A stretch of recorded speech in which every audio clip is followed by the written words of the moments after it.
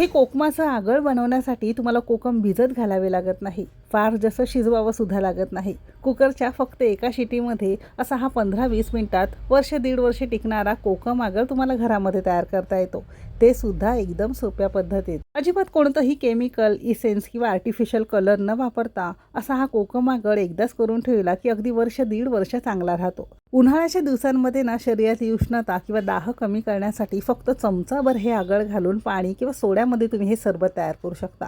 शिवाय माशांना लावण्यासाठी बिना साखरेचं आगळ कसं बनवायचं ते सुद्धा व्हिडिओमध्ये सांगितलेलं आहे, म्हणून व्हिडिओ शेवटपर्यंत बघा। जर रेसिपी आवडली तर लाईक करा। चला तर मग सुरुवात करूया।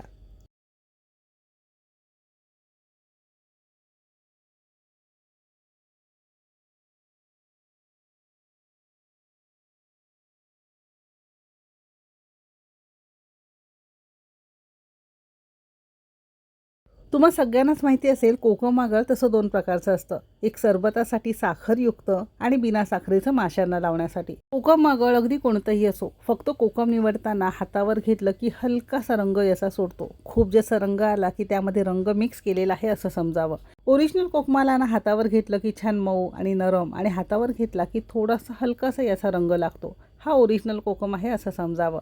याचा अर्थ काय, कोकम आगळ बनवण्यासाठी असे हे ताजे, मऊ आणि थोडासा हलका रंग असलेले कोकम आपल्याला निवडून घ्यायचे आहे। तुमच्या एखाद्या खात्रीच्या दुकानामधून तुम्ही घेऊ शकता। एक कपभर कोकम घेतलेला आहे आणि वजनी म्हणाल तर साधारणतः 100 ग्राम प्रमाणात। कुकरला आपण काढून घेणार आहोत आणि सुरुवातीला तुम्हाला असं वाटत असेल यात थोडीशी धूळ माती वगैरे असेल तर एका पाण्याने तुम्ही धुवून सुद्धा वापरू शकता।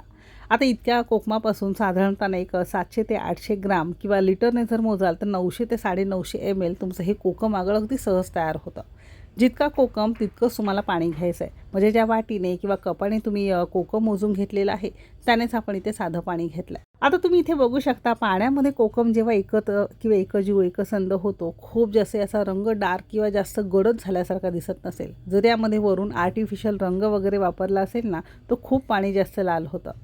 आता याचं झाकण लावणार आहोत आणि मध्यम आचेवर कुकरला फक्त एक शिटी आपण काढून घेणार आहोत।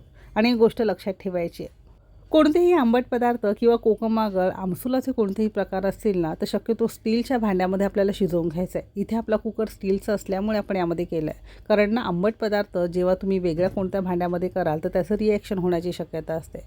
कुकरला एक शिटी झालेली आहे, हलकासा कुकर गार झाला की आपण याचं झाकण उघडून बघितलेलं आहे। तर तुम्ही इथे बघू शकता 1 कप कोकमासाठी 1 कप पाणी अगदी परफेक्ट आहे आणि अगदी मऊसूत कोकम आपला शिजून तयार झालेला आहे। हातावर दाबून बघितलं की अगदी मेणाप्रमाणे मऊसूत कोकम झालेला आहे। आता काय करायचं आहे, कुकर पंख्याखाली घेऊन थोडंसं हे गार करून घ्यायचं आहे आणि गार झाल्यानंतरच आपण पुढची कृती करायला घेणार आहोत। शिजवलेला कोकम छान गार झालेला आहे। आता एखाद्या स्वच्छ कोरड्या मिक्सरच्या भांड्यामध्ये पाण्यासकट आपण कोकम घातलेला आहे, कारण बारीक करताना पाणीसुद्धा लागतं, म्हणून वेगळं पाणी न वापरता हे कोकम शिजवलेलंच पाणी आपण यामध्ये वापरणार आहोत। आता वेगळं एक्स्ट्रा पाणी न वापरता याच पाण्यामध्ये छान बारीक पेस्ट आपण मिक्सरला एकदा फिरवून घेणार आहोत। जर खूप जास्त गरज वाटली, होतच नसेल तर थोडंसं वरून पाणी तुम्ही घालून याची अशी छान पेस्ट करू शकता। आपण वेगळं अजिबात यामध्ये पाणी वापरलेलं नाही आणि याच कुकरच्या भांड्यामध्ये काढून घेतलेलं आहे। तर बघितलं, अजिबात कोकम न भिजत घालता कुकरच्या फक्त एका शिटीमध्ये कोकम शिजवून असं मिक्सरला आपण छान बारीक पेस्ट करून घेतलेली आहे। आता जर तुमचा 1 कप कोकम असेल तर त्याला बरोबर 1.5 कप आणि वजनी म्हणाल तर साधारणतः 200 ग्राम प्रमाणात इथे आपण साखर घेणार आहोत। तुम्हाला जर मीडियम गोड सरबत आवडत असेल तर 1 कप कोकमासाठी किंवा 100 ग्राम कोकमासाठी 1.5 कप साखर परफेक्ट आहे। कमी आवडत असेल तर साखर कमी करू शकता, जास्त आवडत असेल तर वाढवू शकता।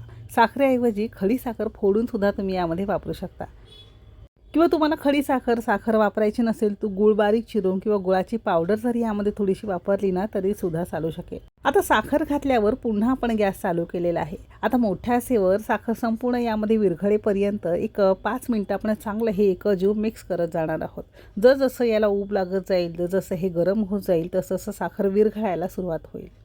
मागे एकदा ना मी गुळाचा सुद्धा केला होता, त्याचा सुद्धा छान झाला होता।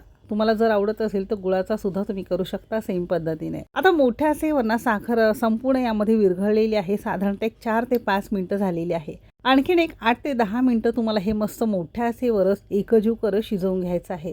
जसं तुम्ही हे शिजवत जाल तसं यातला पाण्याचा अंश कमी होतो आणि तुमचं हे आगळ टिकायला मदत होतं। खूप जास्त याला शिजवावं सुद्धा लागत नाही। आता जर तुम्ही कोकम भिजवून नंतर हे शिजवलं असतं ना तर कमीत कमी अर्धा तास तुम्हाला हे शिजवावं लागतं। पण आपण ऑलरेडी कुकरला एका शिटीमध्ये शिजवून घेतल्यामुळे यातला कच्चेपणा कमी झालेला आहे आणि शिजवावा खूप जास्त लागत नाही. आता साधारणतः एक 10 मिनटं झालेली आहे. तुम्ही बघू शकता याला मस्त उकळी आल्यासारखी दिसत असेल आणि पूर्वीपेक्षा थोडा रंग थोडा डार्क किंवा गडद झाल्यासारखा दिसत असेल. म्हणजेच काय, साखर घातल्यापासून बरोबर 10 मिनटं झालेली आहे हे शिजवून. आता यामध्ये ना अर्धा चमचा तुम्हाला मीठ घालायचं आहे. मीठ घातल्यामुळे हे प्रिझर्वेटिव्हचं काम करतं. शिवाय सरबताला चवही अगदी छान आणतं. जर आवडत असेल तर अर्धा चमचा आपण इथे जिरे पूड भाजून यामध्ये वापरू शकता. खलबत्त्यामध्ये बारीक करून घातलं तरीसुद्धा चालू शकेल.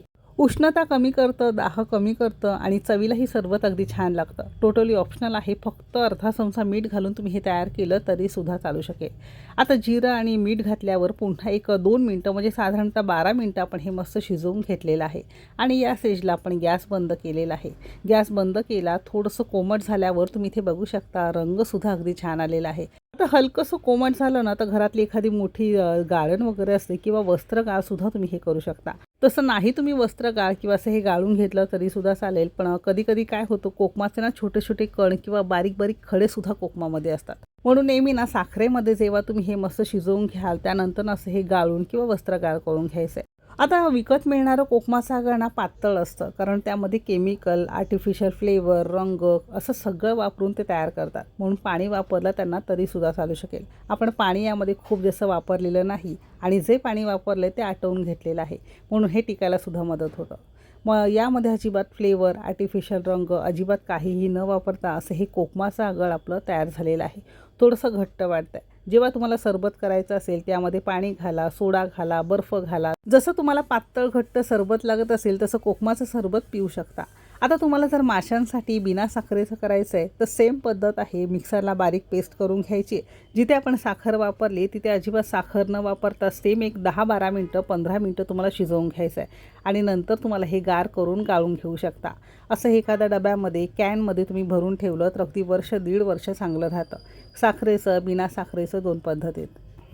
आता यापासून सरबत कसं करायचं ते बघणार आहोत. आता जर तुम्हाला एक लहान ग्लास भरून कोकमाचं सरबत करायचं असेल तर घट्ट असल्यामुळे फक्त एक लहान चमचा आपण हे आगळ घातलंय. तुम्ही तुमच्या आवडीनुसार कमी अधिक करू शकता. आता कोकम सरबत तुम्ही एक तर सोड्यामध्ये सुद्धा करू शकता किंवा पाणी घालून सुद्धा करू शकता. जसं आवडेल तसं करू शकता.